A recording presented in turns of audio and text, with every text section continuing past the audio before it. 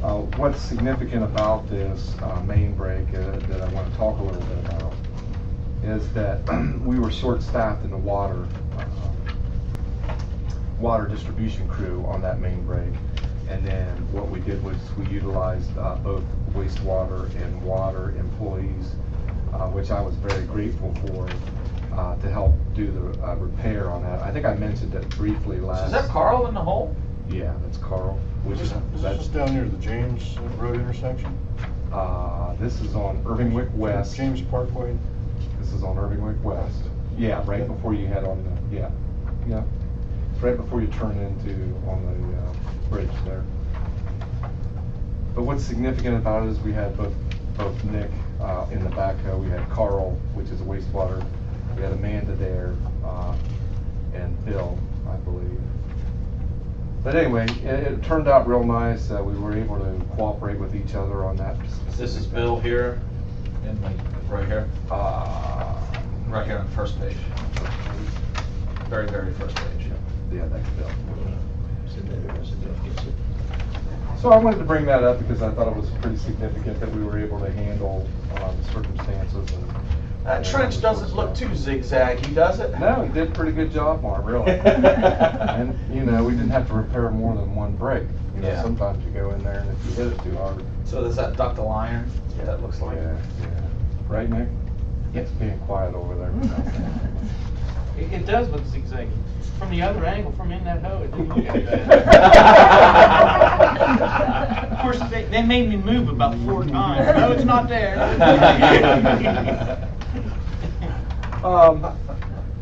Why did we have trouble getting people? Just people out of town, vacation. It was just one of those, you know, one of those things. Yeah. The next thing I want to bring up is on water is on pages 6 and 7, I guess you would say. That's our hydrant painting. We're in the process of painting hydrants right now.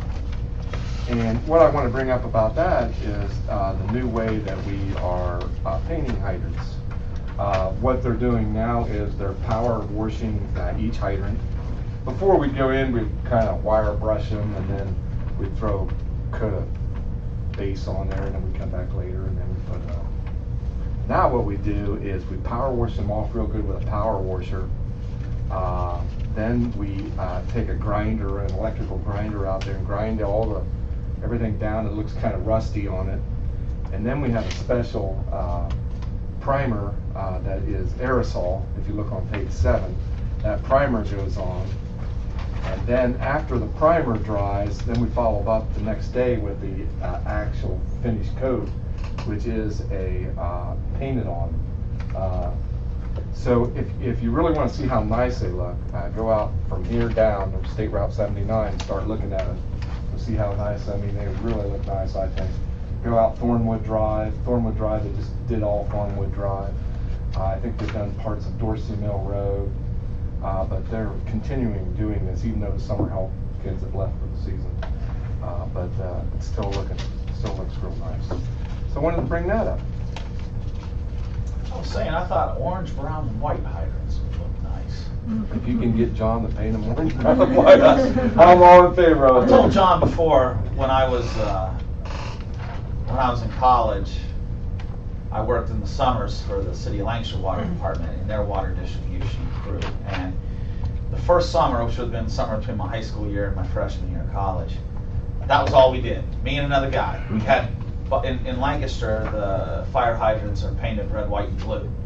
And that was all we did. We had buckets of red, white, and blue paint in our water jug, and they would drop us off in the morning. We'd do about a dozen or so hydrants, wire brush them, off to paint a dozen or so hydrants. They bring us back, eat lunch, take us back out. We'd do another 10 hydrants, because the pace was always slower in the afternoon because it was hotter. And we, do another 10 hydrants or so, and that was what we did that whole summer, was paint fire hydrants red, white, and blue. I kind of see John's point. I mean, it does, it takes longer to make 3 different colors. When we get them from the factory, they come either in red or yellow, and there's a special paint on them, brand new, that are, I'm sure we could still paint over them, but, it's an epoxy. It's supposed to be a really good paint, and to cover that epoxy up with another color. I think and it's more labor intensive having 3 different colors, I think. So it's always just stuck with the yellow. That's kind of where we're at on that. Any questions on water? I really don't have a whole lot to talk to you. We're going to discuss water and wastewater projects here in a bit, but that's kind of what I have in there. Next, we'll talk about wastewater, and I talked about this briefly too. If you look on pages 3, 4, and 5, we had an unusual circumstance which I haven't ran across before, but what we did was between the main, which is approximately alongside of the edge of the road. Actually, it's in the road probably about 3 feet. Between there and the property boundary of this residence, I think it was 760 Fieldson Drive. We're responsible for the lateral. That's the way the ordinance is written up.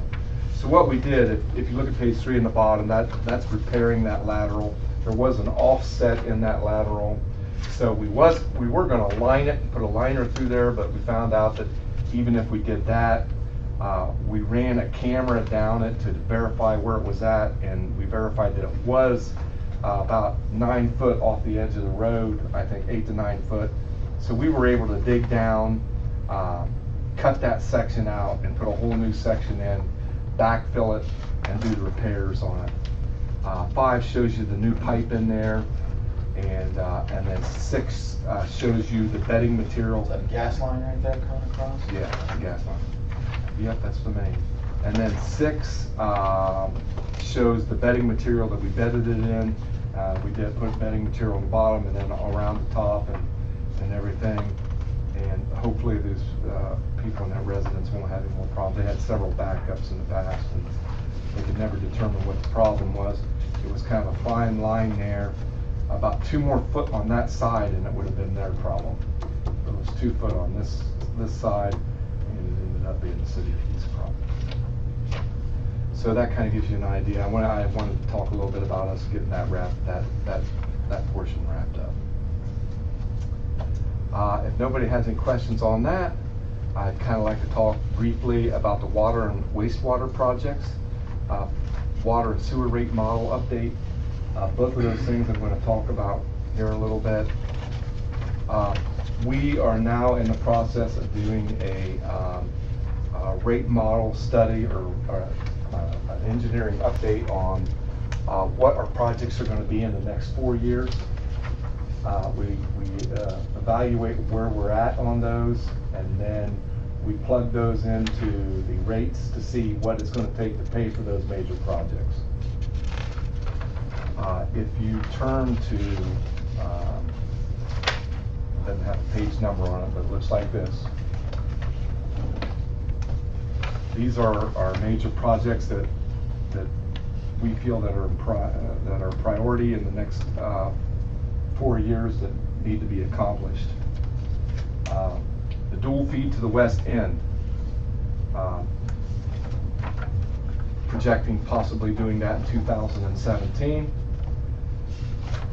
If you look at the map that you have, it says Burgess and Knifel at the bottom of it.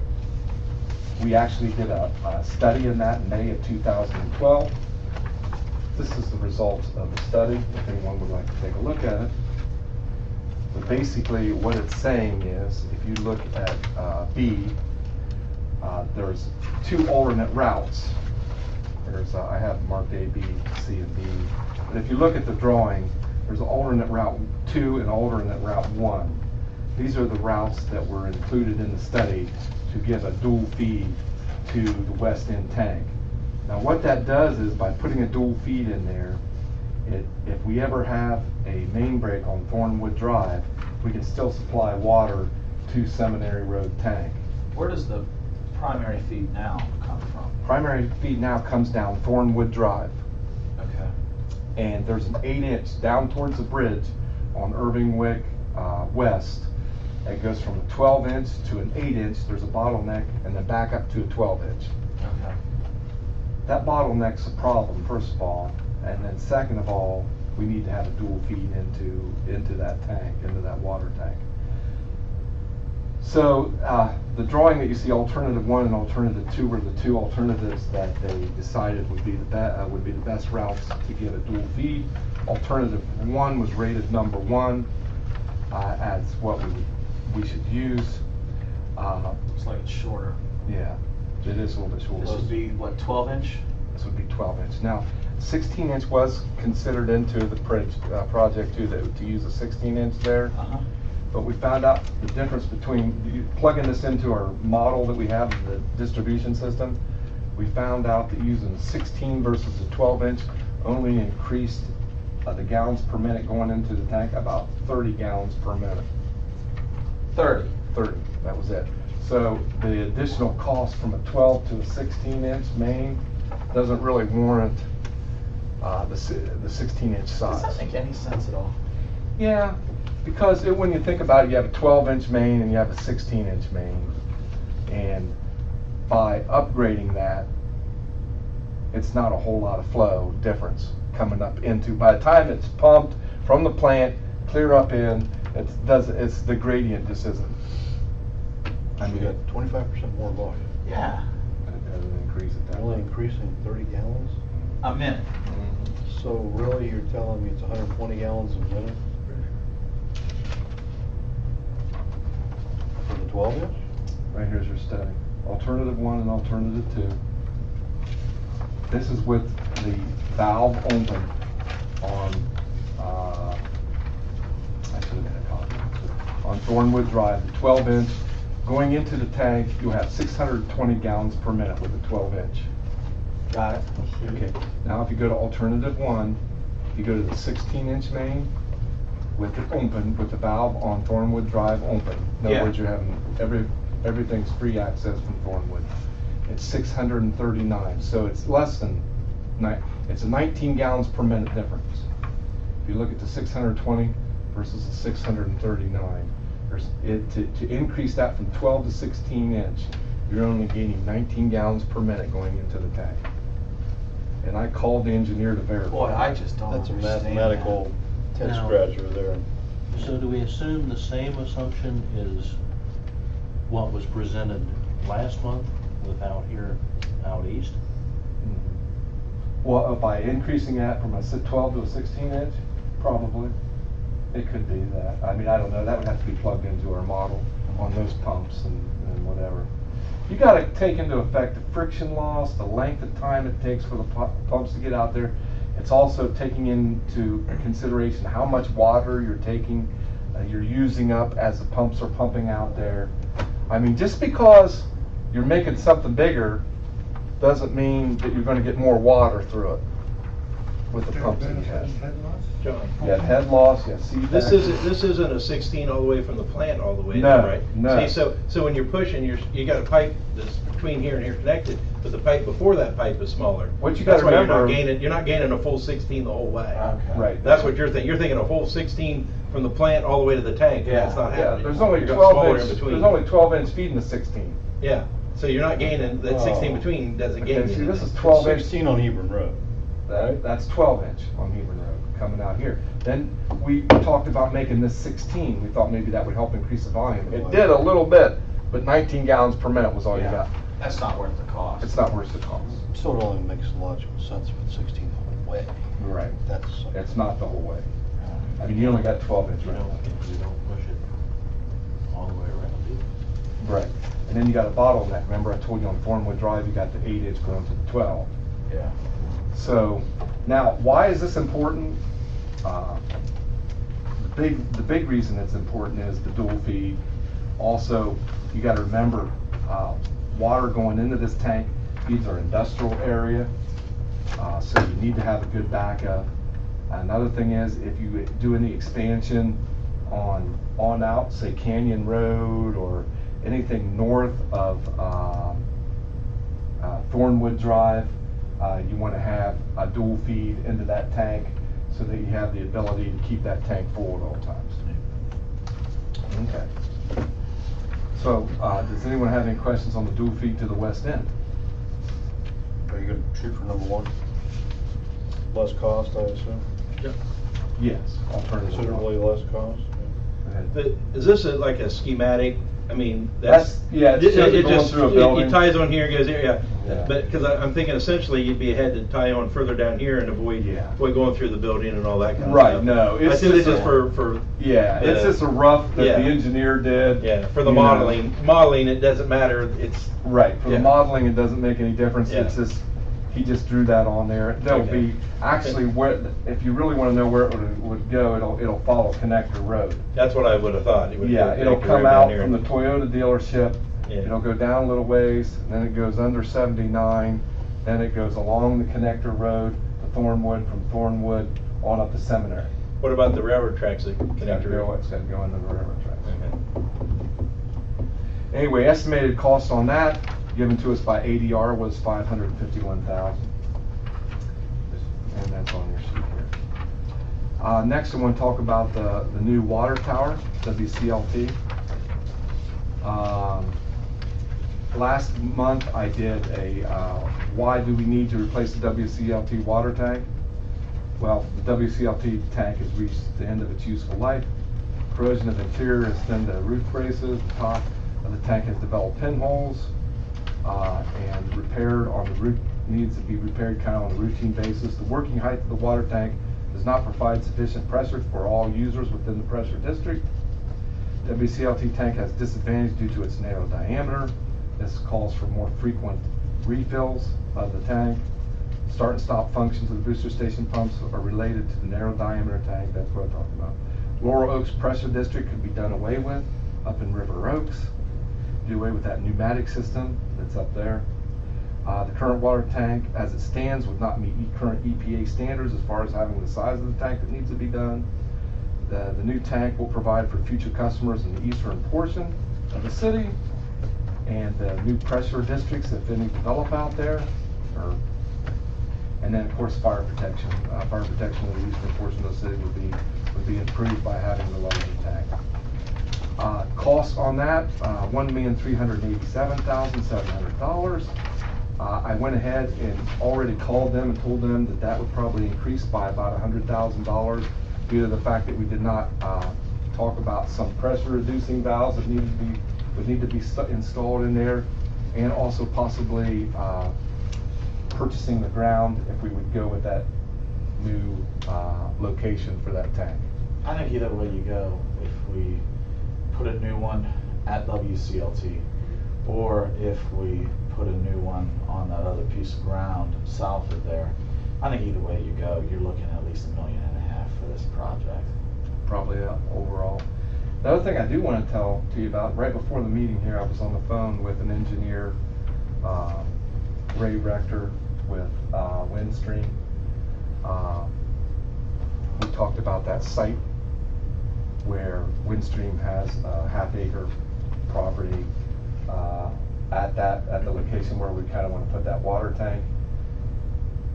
He sees at the local level, there's really, they don't have any use for that piece of property. They don't use it anymore. There's an old tower on top of there that they used to run their radios off of to communicate with, different personnel. I guess they're probably their repair and whatever they had at that time, I don't know, but they have no reason why they would use it. So where it's at right now, it's at the corporate level, I guess somewhere. Someone's reviewing it. They're going to get back with us to see if we would be interested in, hopefully they would be interested in selling it or whatever. Dollar conveyance? Hmm? What a dollar conveyance? That'd be nice. Nice. Find out. Why'd you do the wastewater projects in Always this so brownish low. color? Why did you choose that? I don't know. Just You always separate put water water. from wastewater, I guess. We'll take it off their hands so they don't I have to mean, the mow it water's anymore. white, nice little crisp blue Oh, lettering. mowing, Wastewater, maintenance. kind of a gungy looking thing with black lettering. Yeah, it Build a looks case pretty for good that. down there, Yeah. though, the effluent does. Dollar conveyance, I think it's. Now, what was the dollar amount on Right here. If you go to this page, it has all the dollar amounts.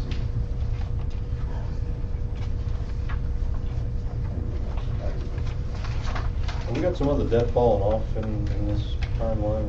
Yeah, you have 2000, end of 2016, you have debt cut I know about 3 million coming off of the water plant expansion that was done in 1998. Which is how much per year? As far as what we paid me, I have no idea for sure. I'd have to check it. Just trying to Yeah. match fund debt, old debt falling off, new debt service. Yeah, I think, I'm sure. Burgess and Nyepel, oh, no, it's not Burgess and Nyepel, it's doing this. It's Arcadis. That's right, Arcadis.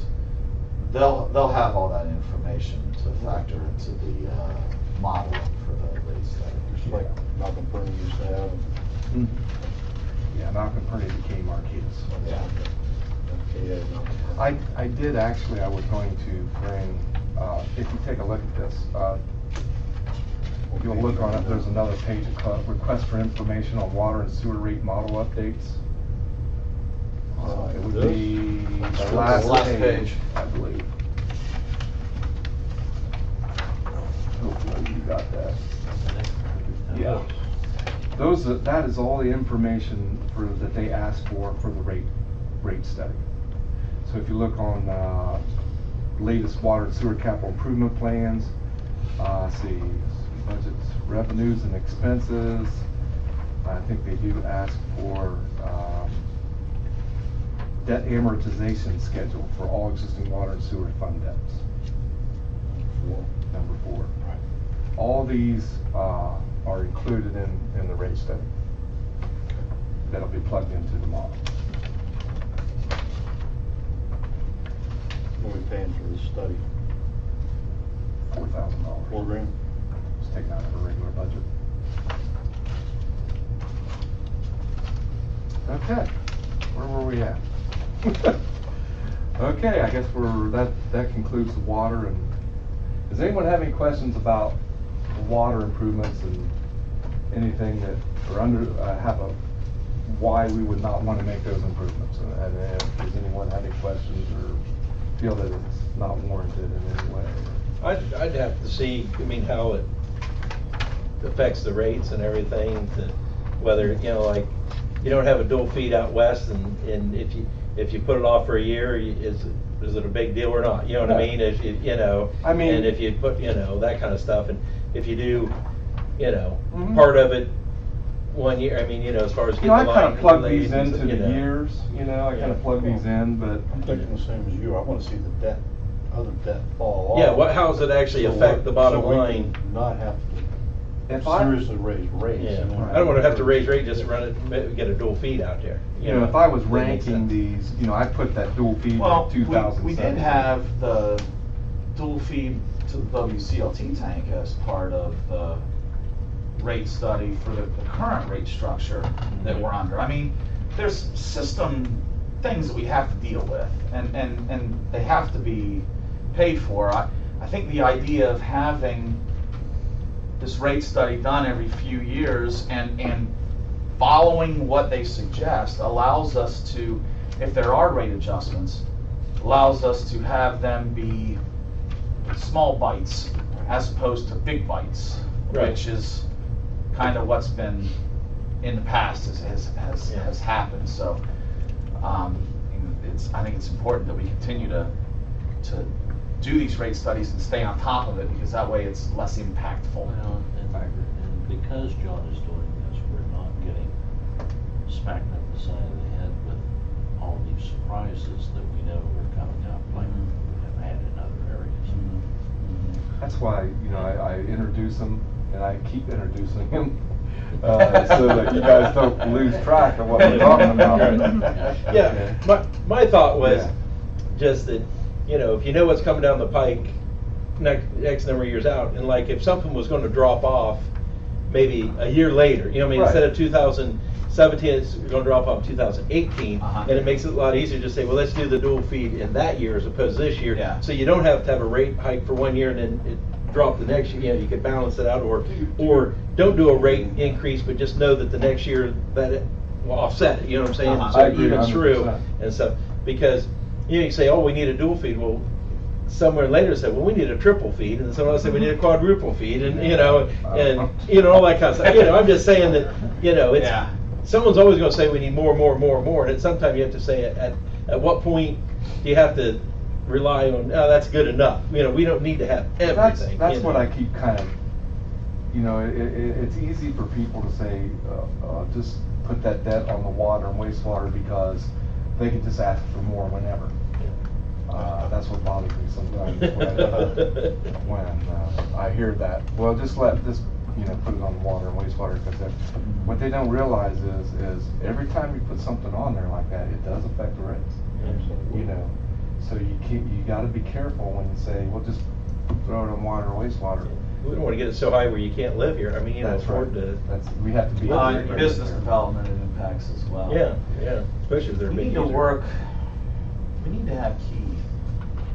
I mean, I know Heath might not actually be the auditor at the time that we begin things on Finance. on replacing the water tower. But we ought to take a look at what we did with the seminary tank and look to do that again. I That agree. really worked out well. You know, if I was going to rank all these projects on the water side, you know, as far as, you know, the WCLT tank is very important at this point right now. Now on the wastewater side, and I'm going to be talking about that in a minute. The biggest thing right there is the scum removal system. It's in very bad shape. So those two items right there cannot really be put off much past 2007. So, you know, I want that to be, everyone to be aware of Where do that. these wastewater projects relate with that? There was like a 20-year plan that we had put together, what, a few years ago. Maybe it's been like 5 or 6 years ago now. Where do these projects fit into that plan? That's exactly, I mean, that plan was designed, it didn't get into specifics, but the phase 2 of the wastewater improvements was replacing items exactly like this wastewater new scum removal system. Okay. Now, what we got to be careful of, we have a replacement fund that money goes in there, and if you look on water fund reports, everyone's got a copy of that. You'll see how much money is in that wastewater replacement fund. But what you got to remember is you can't bring that number down too far, because if you have a major problem, you want to have a little bit of money in that wastewater replacement fund.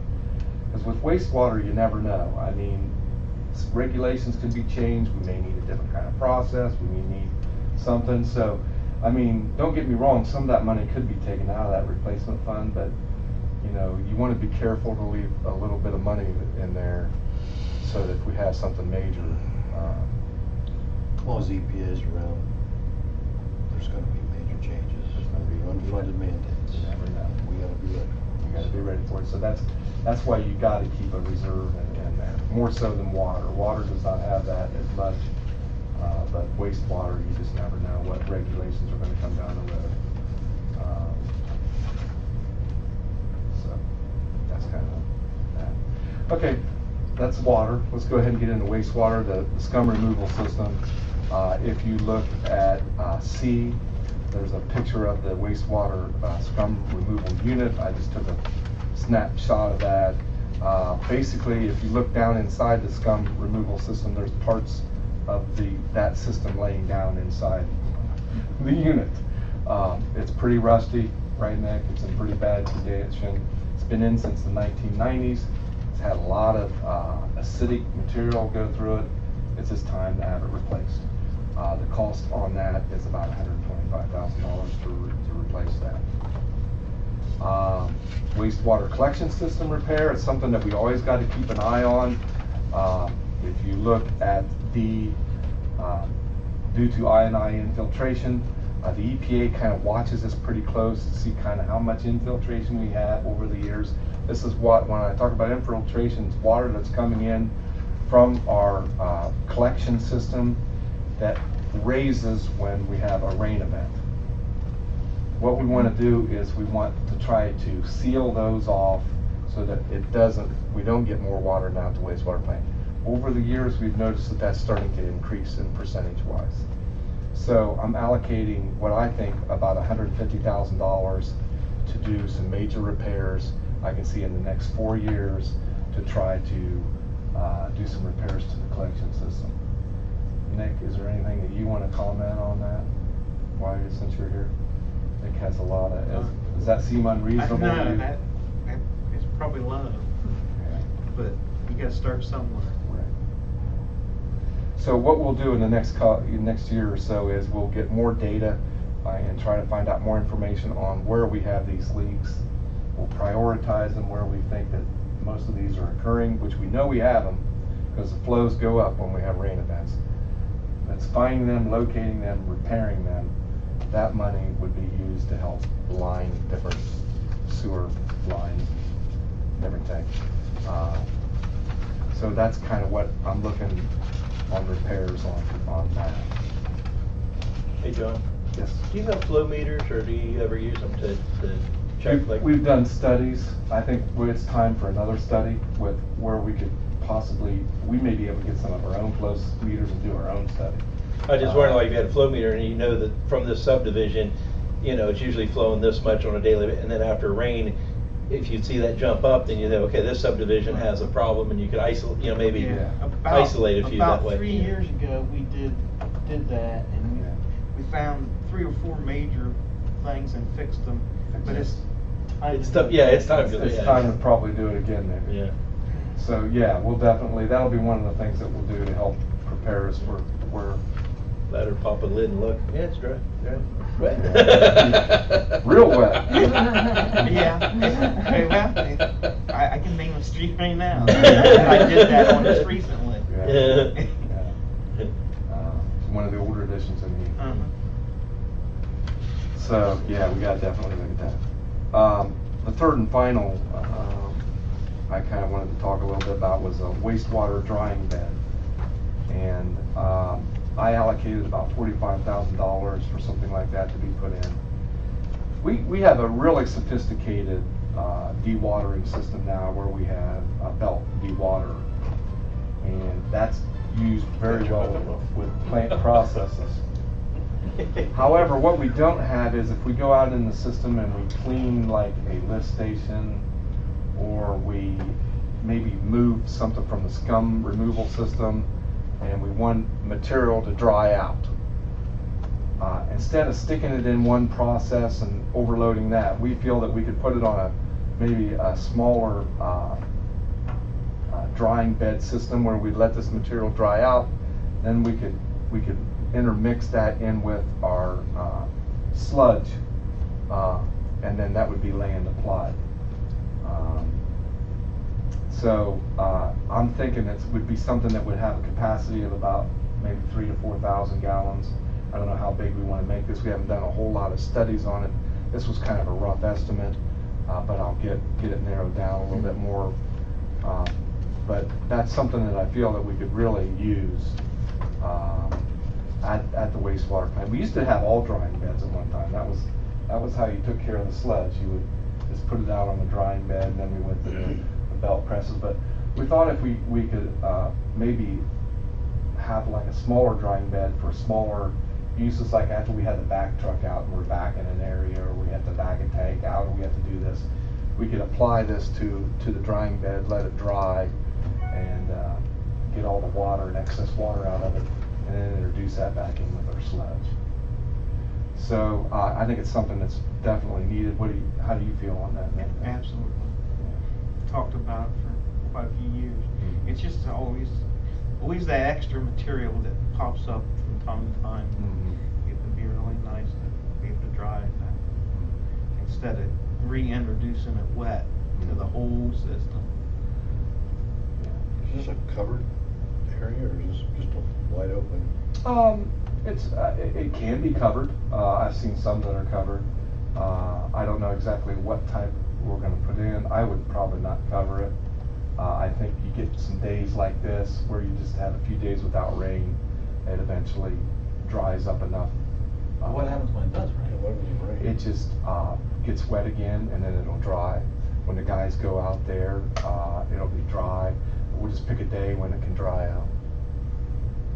It's just that you got to kind of picture like It might take a little longer for it to dry if it rains, but if you got it covered, it takes it longer to dry anyway. because you It don't doesn't get the air and the sun, and dip. Like I said, that's the way we used to handle things down here for years and years before we got the belt press.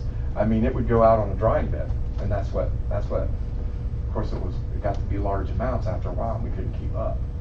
But this would just be for, quick, like, we're out in the system and we're cleaning. Most of what we would do, probably within 48 hours, would be ready to be dry. Yeah. Unless you had a day's rain, and it might postpone it another. You're not talking big 40. volumes here. So and we- you're basically spreading it across. Right now, the we surface. press it Mhm. and we put it in the barn. So where would this fall in between the pressing and putting in the barn? It would go, after it dried out, I would put it directly in the barn. So after it's been pressed, then where does it go? Because the barn is right beside the press. You press the material, and it goes to the sludge barn. This Okay. here, after you let it dry out, and it's a kind of like a cake material, or almost like a soil. It'll be like a,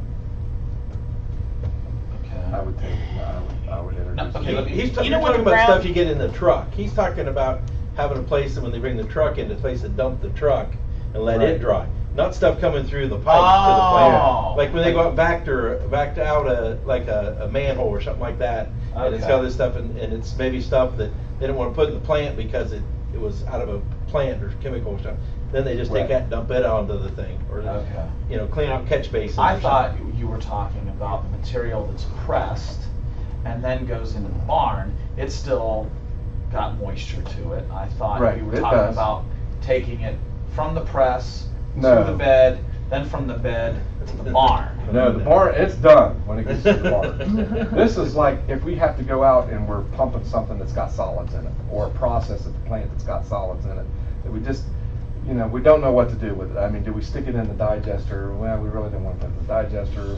We want to just, Big problem is most of it's gonna have grease in with it.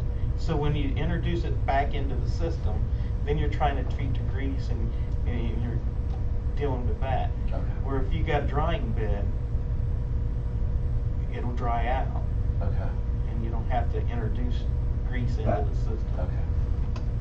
and once it gets in the system, it has a tendency to just hang up in there. Mhm. This way you get it dried out. Or maybe it dries and you put it in a dumpster and let the trash So- haul it away. You can do that. No, seriously, I mean, that We may do be better. that. I mean, that might be better. We you do know. that now. Yeah. We do that with grit Right. material. Yeah. We'll actually separate the grit from the sewage, and then they come and pick it up, the garbage haulers, and they just haul it in the back of the, yeah.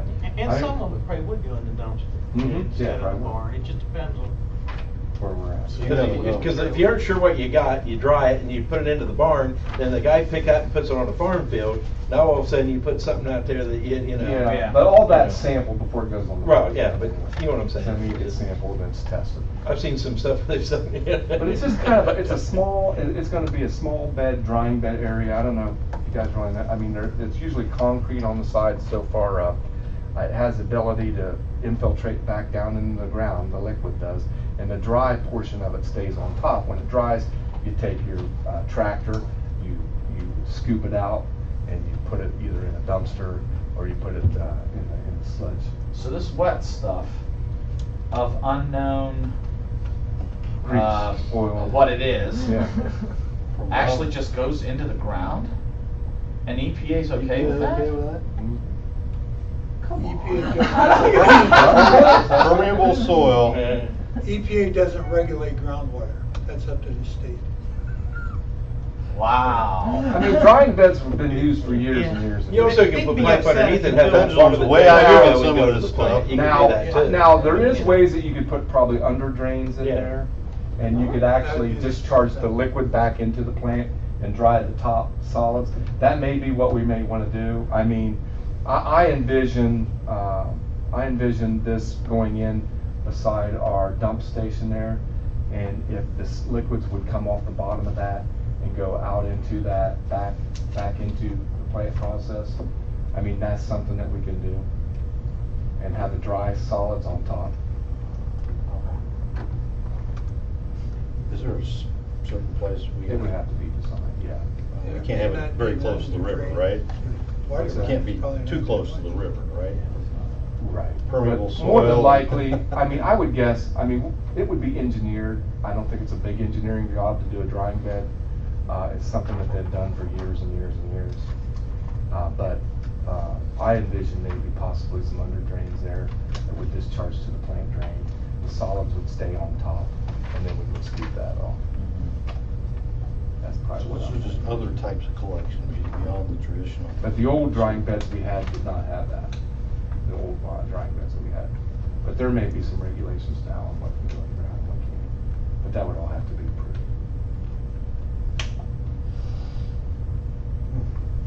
Okay? Are you in the wellhead protection zone? Not there, we aren't. The wellhead protection zone's within a 5-mile radius, and I think that's not part of our wellhead protection zone there. Because most of our water comes from, we had to do a wellhead protection program, and the zone of influence does not include the wastewater plant. Most of our flow comes from the western to the southern portion of the city, from underground sources.